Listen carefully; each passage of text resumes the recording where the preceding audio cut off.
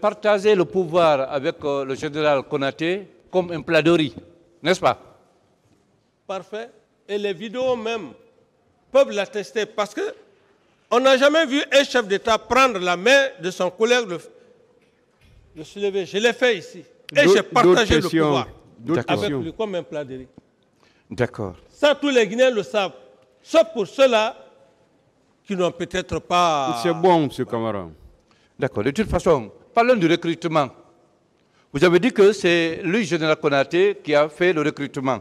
Alors, qui lui en a donné l'ordre? Parce que ce n'est pas lui le chef de l'État à l'époque.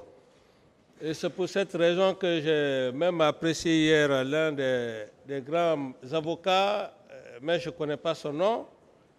Il a étayé, il a éveillé l'esprit lorsque le général Sekouba Konaté a dit dans les zones, et je crois que c'est à partir de là où effectivement Maître a eu les renseignements, 9000 recrues dans une seule région. M. Camara, il veut savoir, s'il vous plaît, il veut connaître qui lui a donné les ordres. Le général Sekouba est venu me voir. Voilà. Qui voulait faire un recrutement, essayer de rajeunir l'armée. Et puisque c'était mon homme, c'était mon homme de confiance, je lui ai dit oui, faites le recrutement, mais passez dans les 4 régions naturelles, comme Feu Général Lansana Conté le faisait. D'autres questions? Donc c'est confirmé, c'est vous qui lui avez donné l'ordre de procéder au recrutement. Sinon, il n'allait pas faire le recrutement. Maintenant, dans ce recrutement, merci. Maintenant, le contenu du recrutement. D'autres questions? Bien. Mon capitaine, ici à la barre également, vous aviez dit, en répondant à une question de M. le Président, que vous n'avez même pas un compte bancaire pour vos enfants et que même vos maisons qui se trouvent à Zérekoré sont en banco. Bon, c'est vrai? Ici, que vous n'avez rien laissé pour vos enfants. Vous n'avez même pas un compte bancaire pour vos enfants. Vous savez, dans la vie, je ne voudrais pas que... Je veux qu'il y ait d'autres patriotes plus que moi. C'est ce que je souhaite pour la Guinée. Si je vous le dis, vous ne pouvez pas y croire. Je ne l'ai pas fait. Si j'étais cet homme-là, qui pouvait ouvrir des comptes bancaires à ses enfants, vos 22 millions de dollars, je n'allais pas mettre à la banque centrale, j'allais ouvrir un compte bancaire à mes enfants. Donc ça veut dire beaucoup de choses. Mais ce n'est pas grave. Ce qui est important pour moi, c'est quoi? Ce n'est pas cette audience, mais c'est le peu de temps que j'ai eu à faire avec les Guinéens. C'est ce qui est le plus important.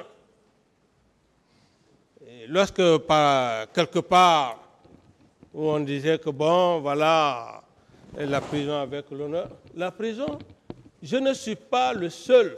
Le général de Gaulle, un homme que j'aime tant, et d'ailleurs son patriotisme, il a fait la guerre en Allemagne. Il a été prisonnier. Monsieur On Camara. a vu des grands hommes qui ont été prisonniers. Monsieur Camara. Ce n'est pas ce qui m'a... S'il vous plaît, sa question était de savoir si vous aviez des comptes bancaires. Allez au niveau de toutes les banques ici, les banques primaires, allez vérifier si le capitaine Dadis a des comptes bancaires là-bas. Mon seul compte bancaire, c'était la banque centrale. Allez, vous pouvez y aller. Est-ce que ça veut dire que vous n'en avez pas? Je n'en ai pas. D'autres questions, maître? Bien, mon capitaine. Et pourtant, mon capitaine, la maison que vous avez acquise à Kaporo, c'est quand vous êtes venu aux affaires, c'est quand vous êtes devenu président, chef suprême des armées. C'est en ce moment que vous l'avez acquise. La maison 6 à Kaporo. Non, vous vous trompez. Et que vous l'avez eu à plus de 2 millions de dollars. Non, vous vous trompez. Vous savez d'ailleurs ce qui a fait que, même tout récemment, au moment où je venais et je passais la nuit à l'hôtel, c'est parce que ces maisons n'étaient pas entretenues. Et quand j'ai pris le pouvoir, je me suis abstenu. J'avais un budget de souveraineté. Mais vouloir le faire, qu'est-ce que la population allait penser? La population n'allait pas penser à un budget de souveraineté. Les bâtiments que vous êtes en train de parler, ça c'est bien avant la prise du pouvoir. Et vous pouvez encore, j'ai été très clair ici, devant le parquet, j'ai dit, ils ont leurs collègues. Ils n'ont qu'à aller, ils n'ont qu'à faire une petite inspection. Dans ma famille paternelle, ils vont voir les faits. Un homme qui a détourné, un homme qui a de l'argent, sa maison familiale paternelle ne peut pas être comme ça. Très heureusement que les éminents magistrats et présidents sont là, ils peuvent immédiatement appeler leurs collègues d'aller dans la famille paternelle. Après, moi j'étais un peu devant l'université, avant le terrasse, voilà, l'espace là où juste pouvait, en face, à la hauteur même de là où se trouvent les photocopieuses là, en allant à gauche, à ce niveau, moi je suis arrivé là-bas. Donc, voilà. Mais quant à Marcel, lui le déclare n'avoir jamais mis pied au stade. Qu'en dites-vous? Voilà. Voilà, maintenant, moi c'est pour cela que je m'efforce, je vous donne la vérité. C'est-à-dire la vérité. C'est ce que moi je suis en train d'expliquer. Tout ce qu'ils ont fabriqué là contre moi, ils ne peuvent plus, c'est-à-dire modifier ça. Parce qu'ils m'ont caricaturé, ils m'ont peint. Donc, moi, c'est ce que je suis en train de vous donner ici, là, la vraie version. Maintenant, en résumé, on doit s'en tenir à quoi? En résumé... Oui, il était au stade, oui ou non? Marcel? Oui, ce jour. Oui, maître. Merci. Je continue. Oui. Vous avez déclaré que le 25 septembre 2005, à la veille de votre départ sur l'Abbé, que vous étiez surpris de la présence massive des jeunes au camp, plus précisément logés à la présidence. Oui. Vous confirmez cette déclaration aussi? Oui. En outre, dans la même journée, le groupe de la garde parallèle composé de capitaine Gono Sangaré et autres se sont dotés à partir du magasin d'importants lots d'armes.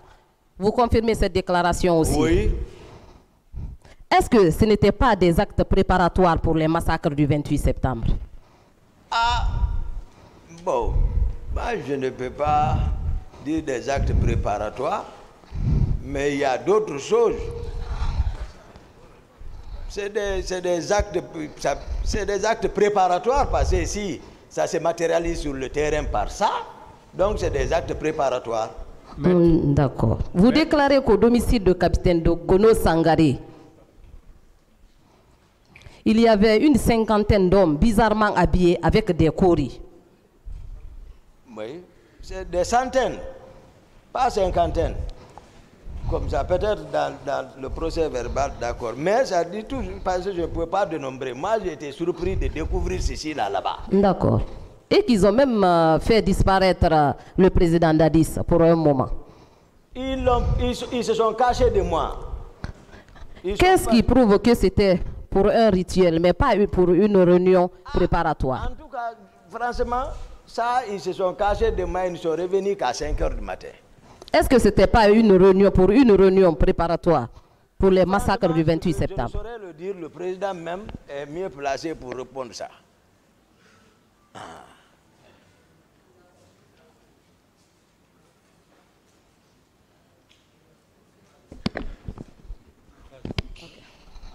Merci, Monsieur le Président. Je continue.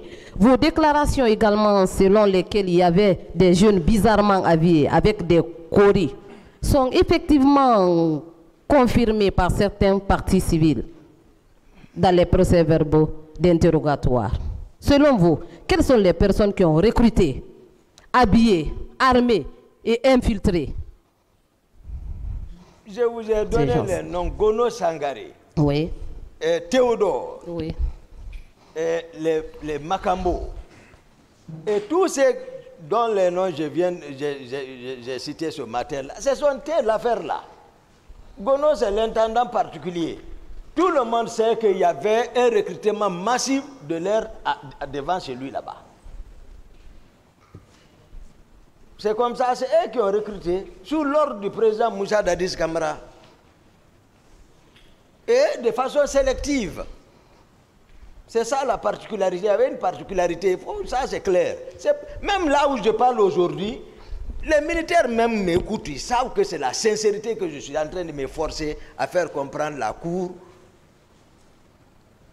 Sincèrement, je ne cache rien, je ne me protège même pas. D'accord, monsieur Toumba. Ouais. Vous déclarez avoir vu à Bellevue le colonel Claude Pivi dans votre audition, alors qu'ici vous parlez de Hamdallah. Oui, c'est le même secteur. Bellevue, c'est pas Hamdallah. Bellevue, devant Lavaz là-bas. Lavaz. C'est après Hamdallah, devant Lavaz. Après Lavaz. C'est là où vous avez rencontré le... Oui, il est ici. D'accord. C'est pas... Il est ici. Bon, Marcel qui n'a pas été, il a échangé avec lui là-bas.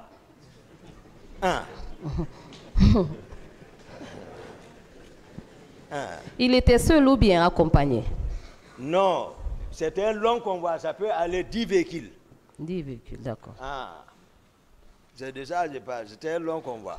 Comment étaient habillés ces hommes? Comment étaient habillés ces hommes? Non, moi je n'ai pas garé, parce que voilà, il y a la rivalité.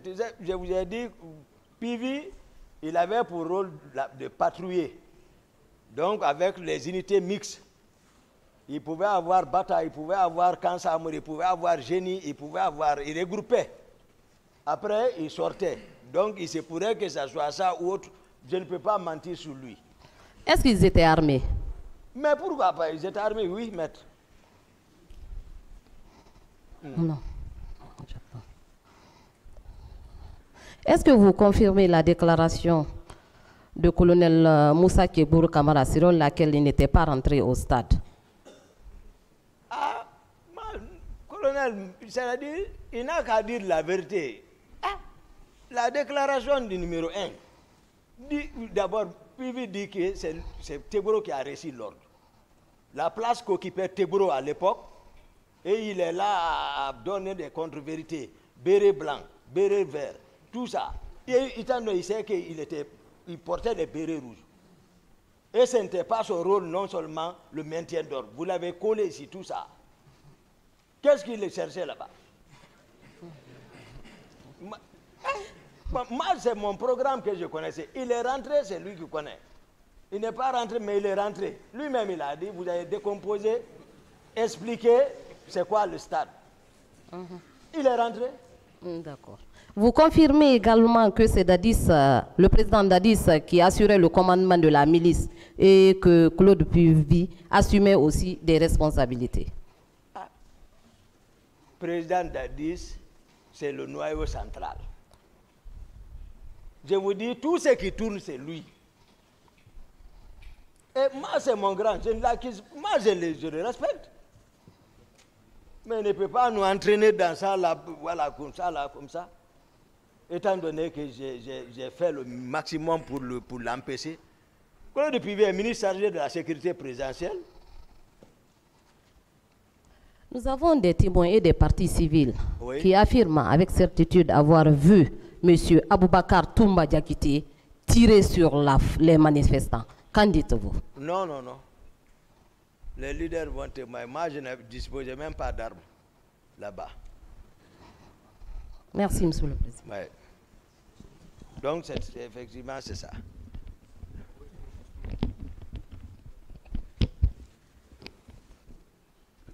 Monsieur Diakité. Oui, maître. Alors, vous avez dit ici que d'habitude, vous vous déplacez avec un petit groupe de personnes, notamment, à savoir 6 personnes maximum. Oui. Alors, le 28 septembre, oui. Malheureusement, vous vous êtes déplacé seul, juste avec le féticheur. le féticheur, Fromo. Fromo. Voilà. Et vous vous êtes déplacé dans un véhicule personnel Oui. qui n'est pas votre véhicule de commandement. Je n'ai pas de véhicule de commandement. Ah bon? Vous n'en avez pas? Il n'y en a pas. Alors, qu'est-ce qui justifie que vous vous déplacez pour aller à la recherche du président?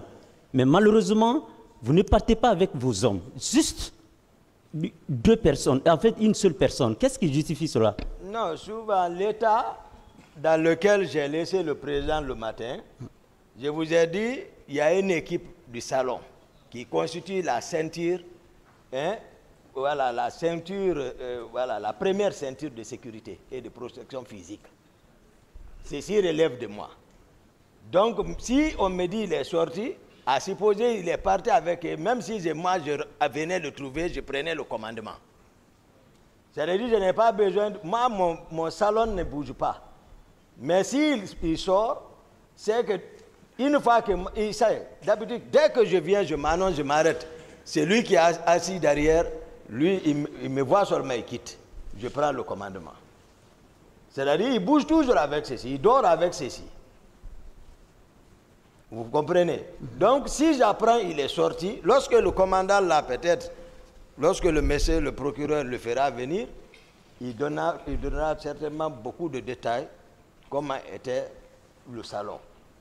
Donc, mais si ceci là bouge avec le président, moi je suis rassuré. C'est des hommes que je connais. Donc moi je peux foncer quand j'arrive, parce qu'il y a la garde présidentielle aussi qui jouera son rôle. Mais la sécurité est tout va physique, directe, et ils n'ont pas pour rôle de combattre avec l'agresseur. Ils ont pour rôle de faire disparaître rapidement le président du lieu. Et laisser la garde présidentielle s'en occuper. C'est ça le rôle de la ceinture, voilà, la plus restreinte. Il peut arriver où il peut prendre le président, balayer même, le mettre au sol, le traîner, tout dépend de la circonstance. Donc il faut que ce soit des hommes bien formés, voilà, et ils ne retardent pas sur le terrain. Ce n'est pas pour montrer les muscles, dès que ça fait son premier rôle, c'est faire quitter le président. Les autres vont maintenant faire face. Donc si ils sortent avec le président, moi je peux venir, comme d'habitude, dès que je m'annonce seulement, il quitte, je prends mon commandement. D'accord. Alors, vous allez me permettre de vous rappeler quelques phrases lors d'une interview que vous avez accordée à la RFI. D'accord. La question qu'on vous a posée est celle-là. Oui. S'il vous plaît, tout récemment, dans votre interview avec la RFI, vous avez demandé à ce que le général Sekouba vous gracie. Est-ce que vous pouvez vous expliquer pourquoi? Parce que celui qui demande la grâce reconnaît qu'il a commis une faute. C'était, attendez, c'était la question que le journaliste vous a posée. Oui. Moi, ma préoccupation, c'est la réponse que vous avez donnée. Oui, voici la réponse. Vous dites non. Effectivement, je voudrais que les gens cessent de dire que M. Toumba a reconnu les actes qui se sont passés au stade du 28 septembre. Au contraire, j'ai bien répondu sur les ondes de la RFI que ma présence, c'était sur ordre. Fin de citation. Ma préoccupation, c'est quoi? Votre présence. Présence où? Ordre. Ordre de qui? D'accord. Vous savez, il y a des concepts, souvent avec les journalistes, qu'on ne maîtrise pas rapidement. Il y a des concepts. Par exemple, grâce. Effectivement, il m'a demandé, c'est comme s'il m'avait piégé. Parce que lui, il est mieux informé sur ce mot-là, grâce. C'est après que les gens m'ont dit, ah, mon commandant, on gracie quelqu'un déjà qui est condamné. C'est là-bas que j'ai compris ça. C'est un piège. Il m'a envoyé. Sinon, je ne connaissais pas, c'est-à-dire, je n'étais pas habitué à ce mot-là. Gracier quelqu'un. Pour moi, peut-être, le président, c'est... Voilà, tu as vu, il m'a piégé. Je ne connaissais pas la définition là. Il faut être clair. Honnêtement, c'est après, ils m'ont conseillé, ils m'ont dit, ah, l'affaire de grâce là, tu ne devais pas dire, et tu vois.